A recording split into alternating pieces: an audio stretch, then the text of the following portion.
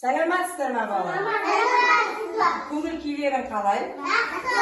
Жақсы. Балалар, бүгін біз адалдық туралы әңгімелесеміз. Балалар, адалдық дегеніміз балалар, достар бір-бірімен тату тәтті, адал, дос болу керек екен.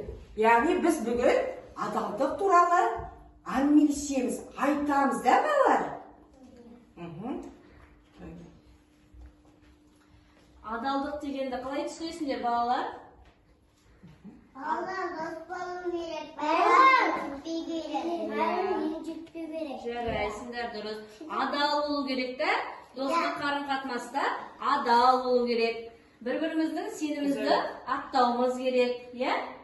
Адалдық біздің өмірімізде өте маңызды рөл атқарады.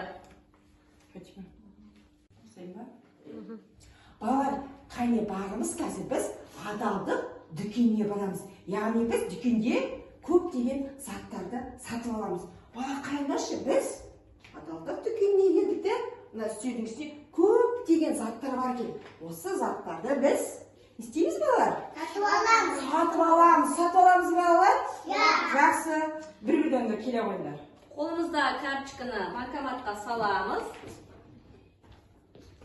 Керек затымызды аламыз. Қайсысын аласың? Бір затты таңдайсың. Жарайсың. Аяла.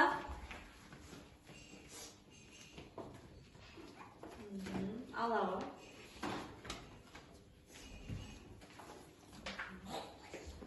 Дулар. Балдар, өздеріңе ұнаған заттарды аласыңдар. Адал дүкеніне келдік қыз. Алауы. Адал дүкеніне келген соң біз заттарды сатып аламыз.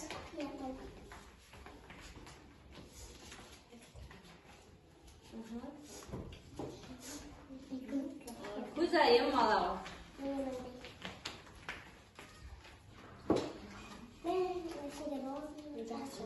Елназар.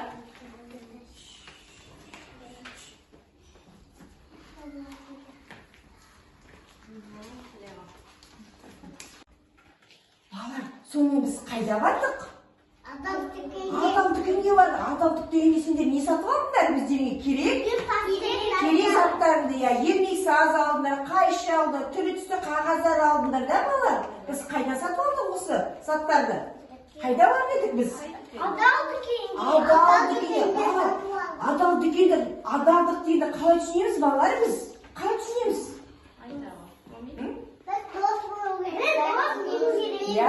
Адалдық деген сөз қалай түсінеміз едік? Достар бір-бірімен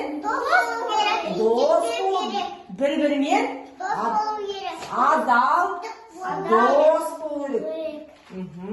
Жақсы, жақсы бала. Сендерге ұнады ма? Дүкенге барған ұнады ма сіздерге? Балалар, жарайсыңдар балалар. Жақсы қатыстыңыздар.